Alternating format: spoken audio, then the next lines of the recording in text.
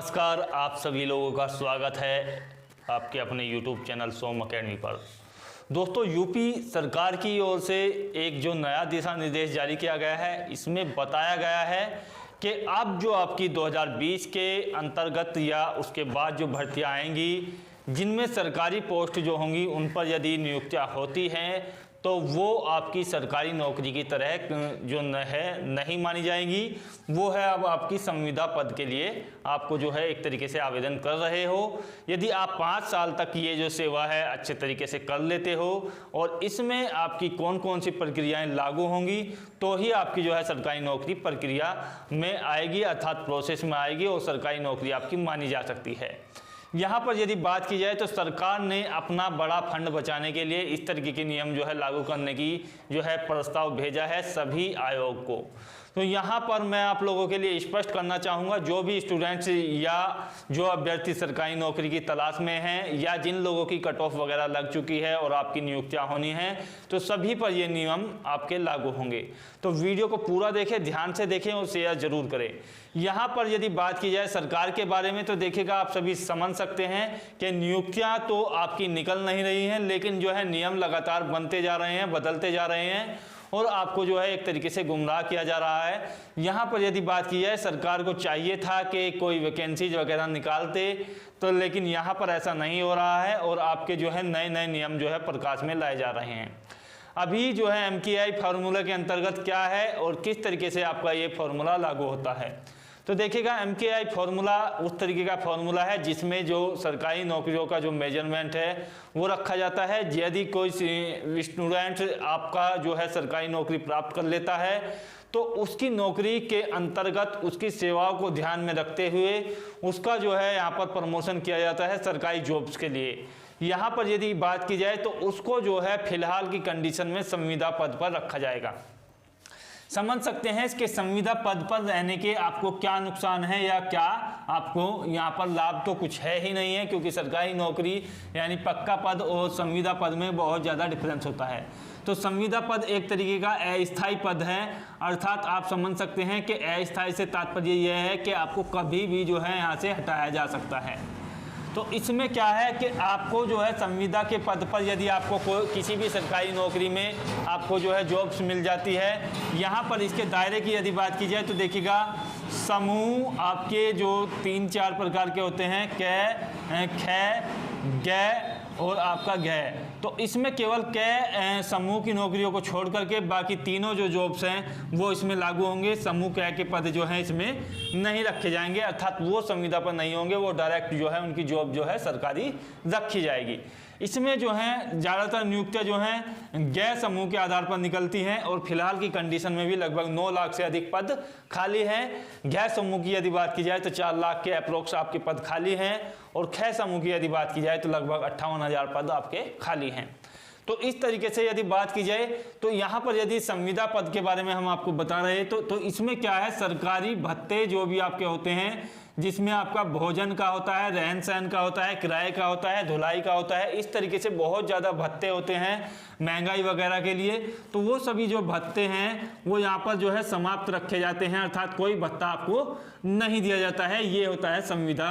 पद पर रहने के लिए आपको नुकसान। जो आपका जो बेसिक इनकम है अर्थात बेसिक पे है, उसके आधार पर ही आपको जो है यहाँ पर आपकी सैलरी मिलती है। तो आप समझ सकते हैं कि सैलरी में यदि आपकी जो सैलरी है वो यहाँ पर 20,000 रुपये है और यहाँ पर यदि आप जो हैं सरकारी नौकरी पर हैं अर्थात सरकारी पद पर हैं तो लगभग आपकी सैलरी यहाँ पर 35,000 के आपके प्लस में बैठती है सभी भत्ते लगाने के बाद। लेकिन यहाँ पर जब आपके भत्ते समाप्त कर दिए जाएंगे तो आपको केवल जो है 20,000 की तनख्वाह मिलेगी। इस तरीके से बहुत ज़्यादा डिफरेंट होता है। लगभग आपकी सैलरी में जो है 40 से 45% का रोल जो है आपके यहाँ पर भत्तों का होता है, अर्थात वो जो है आपकी सैलरी को इंक्रीज करते हैं, तो वो आपके समाप्त रखे जाएंगे। दूसरी बात है, ये प्रत्येक 6 माह में आपका जो है मूल्यांकन किया जाएगा। प्रत्येक 6 माह में आपका जो मूल्यांकन है वो किस तरीके से किया जाएगा, जो भी आपका संबंधित विभाग है, जैसे सपोज कीजिए आप टीचिंग विभाग में है, टीचर्स बन जाते हो, तो एक टीचर्स का जो पैनल है वो आपकी जो है यहाँ पर मूल्यांकन करेगा, आपकी कार्यभार को देखेगा, किस तरीके से आप जो है अपना जो है कार्य कर रहे हैं। यदि आप टीचर्स हो तो किस तरीके से स्कूल में पढ़ा रहे हैं, क्या अपना जो है कार्य कर रहे हैं, और क्या आपका जो है यहाँ पर जो आपकी चारित्रिक विशेषता है वो देखी जाएंगी, आपका जो है पढ़ाने वगैरह का तरीका देखा जाएगा। इसी तरीके से अन्य विभाग की यदि बात की जाए, जैसे लेखपाल या आपकी पुलिस विभाग है या इस तरीके का है, तो उसमें क्या है आपके जो है मुख्य बिंदु रहते हैं। एक तो आपका जो है कार्य देखा जाता है, कार्य आप किस प्रकार से कर रहे हो, दूसरा आपका जो है यहाँ पर आचरण देखा जाता है, और तीसरा आपका जो है यहाँ पर देखा जाता है कि किस तरीके से आप जो है अपनी जो ड्यूटी है वो दे रहे हो, आप तय समय पर आते हो या नहीं आते हो। तो इसमें जो है लगभग आप समझ सकते हो कि अनुशासन भी उसको आप बोल सकते हो। इसके आधार पर जो है आपको जो है यहाँ पर 100 मार्क्स का आपका जो है एक तरीके से ये मूल्यांकन होगा, और इसमें से आपको जो है कम से कम 60% प्राप्त करने अनिवार्य हैं, और ये जो है आपके प्रत्येक 6 माह के अंदर किया जाएगा।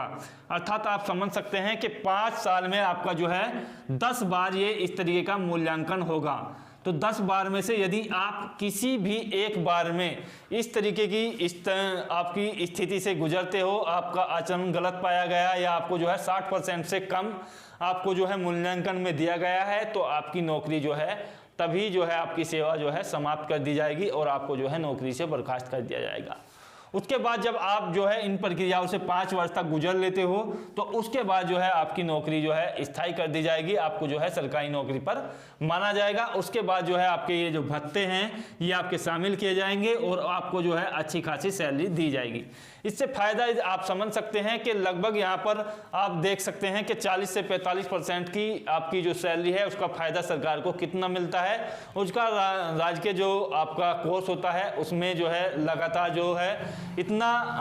जो है मुनाफा होता जाता है आप लोगों की सैलरी की वजह से, तो सरकार पर जो है दबाव कम पड़ता है। तो सरकार अपने फायदे के लिए इस तरीके की प्रक्रियाएं लाती रहती है।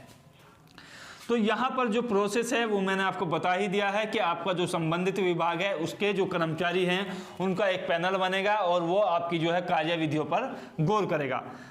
तो यहाँ पर यदि बात की जाए तो जांच के दायरे में क्या क्या होगा, एक तो देखिएगा आपके जो यहाँ पर मैं कहना चाहूँगा कि टीचिंग के जितने भी विभाग हैं वो पहले से ही इसके अंतर्गत आते थे और उनको जो है इस तरीके की जांच से 3 वर्ष तक जो है रखा जाता था संविदा पर, लेकिन अब जो है 2 वर्ष का दायरा और बढ़ा दिया गया है। तो ये जो दायरा है ये आपको जो है अब 5 वर्ष कर दिया गया है। ऐसा नहीं है कि ये नियम आपका पहले से लागू नहीं था, लेकिन इसमें थोड़ा सा चेंजेस करते हुए ये 60% का जो आपका कंटेंट है ये जोड़ा गया है और 2 वर्ष जो है आपको एक्स्ट्रा रखा गया है। तो पहले से ही ये था, आपको इसमें जो है पुलिस वगैरह की जो जॉब्स हैं या आपकी जो